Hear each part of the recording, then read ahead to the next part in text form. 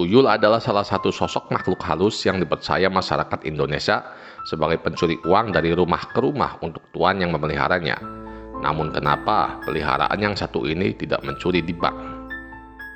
Ada yang berpendapat sosok tuyul tidak senang dengan benda-benda yang terbuat dari logam, yang membuat sosok mistis ini menghindari bank yang menyimpan uang di brankas. Ada juga yang mengatakan setiap bank memiliki penjaga tak kasat mata yang lebih kuat dari para tuyul ini. Namun, itu merupakan kepercayaan yang belum tentu bisa dipastikan kebenarannya. Sehingga, untuk mengetahui alasan pasti mengapa tuyul tidak bisa mencuri di bank, kita perlu melihat asal-usul makhluk yang satu ini.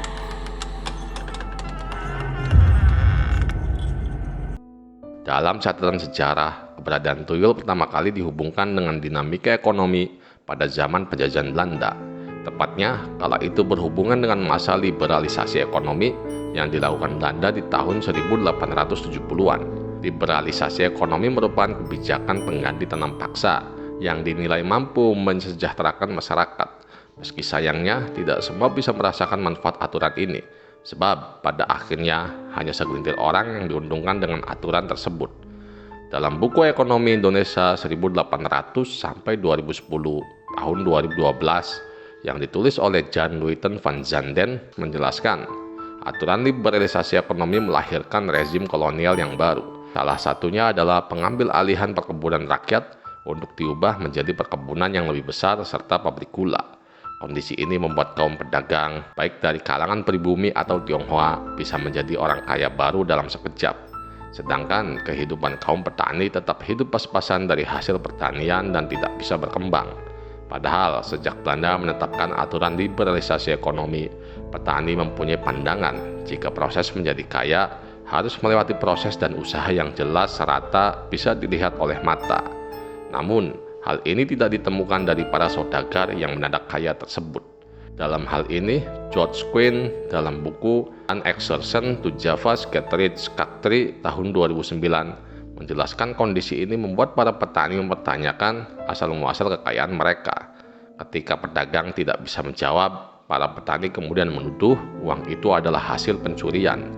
Hal ini ditambah dengan kepercayaan akan hal-hal mistis yang masih sangat kental kala itu. Akhirnya, para petani memandang pencurian itu dibantu oleh makhluk tak kasat mata seperti tuyul. Mereka menuduh pedagang menggunakan cara haram dengan tuyul untuk memperoleh kekayaan.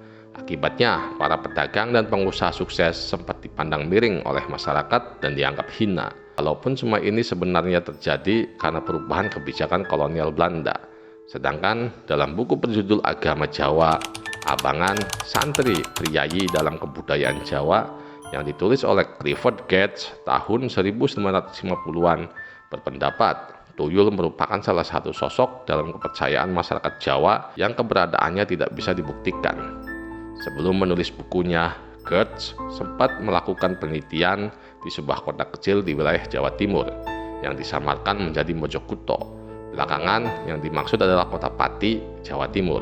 Dalam penelitian tersebut, ia menemukan sosok tuyul banyak digambarkan masyarakat sebagai makhluk halus seperti anak-anak, tidak mengganggu, tidak menakuti orang atau membuat sakit, tapi banyak disenangi manusia karena bisa membuat mereka kaya. Ada berbagai proses agar tuyul mau bekerja dengan manusia. Salah satunya, sosok tuan tersebut harus berpuasa serta bersemedi. Selanjutnya, orang itu perlu membuat semacam perjanjian dengan setan.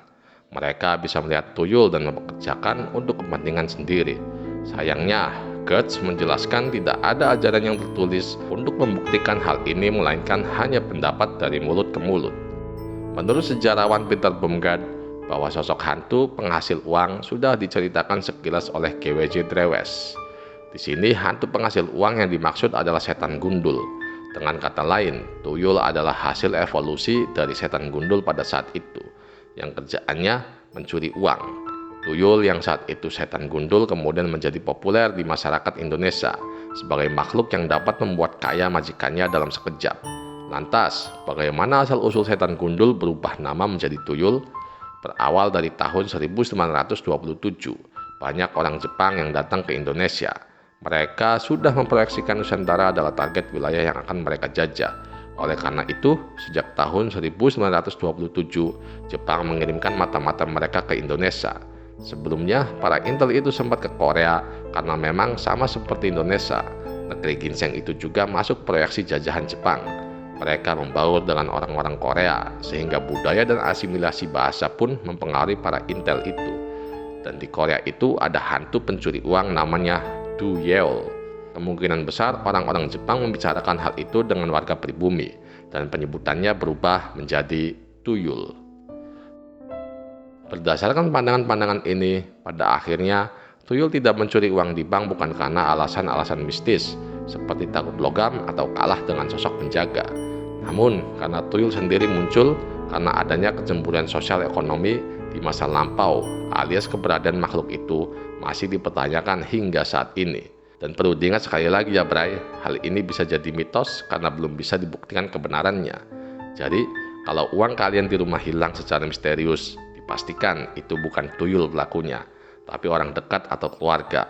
Percaya deh, apalagi zaman sekarang, di era gempuran bertubi-tubi dari Lord Zeus dan kawan-kawannya. Yang paham pasti senyum-senyum nih.